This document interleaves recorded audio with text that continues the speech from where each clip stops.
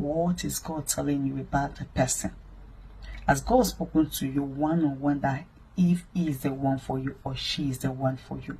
You know, what are we saying here is that ability to hear the voice of God, God speaking to you one-on-one.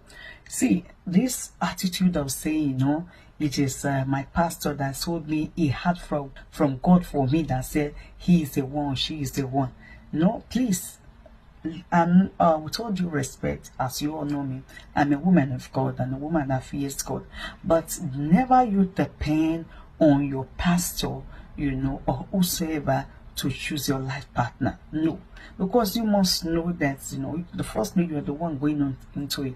Please, am I not saying we should not listen to our pastors, men or women of God? No, yes, we should give it to them. But if at all that you are receiving from them, it should be a confirmation of what God has told you. Or let us see that what God spoke to them first before you, let it be that God now confirm it to you. Please, this is very, very crucial. We're talking about your life here. It's very, very important. So God should have spoken to you as a son to him or as a daughter to him. And you know, God will always give you the best. The Bible says that too. If we being human, and you know, we born evil, we know how to give good things to our children. Worry about God in heaven. He will give us the best. So that is why we must depend totally on him for direction. You say, but you are the type that don't know how to hear the voice of God, you don't understand the voice of God. My candid advice to you is that learn to spend time in his presence. No matter how busy your schedule is, it's something you will develop over time.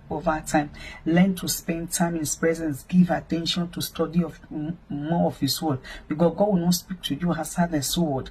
You know, and if you are conversant with the word of God, you begin to hear when he speaks to you. You know what the word of God does is that as you begin to study the word of God and the voice of the flesh is coming in, the word of God comes to separate the voice of your flesh, and means the voice of the word, the voice of man, from the voice of the spirit. Why? Because Hebrews chapter 4 verse 12 says something. Says, for the word of God is quick and powerful, sharper than any two-edged sword. It divides asunder the soul from the spirit. So it's the word of God that brings the separation.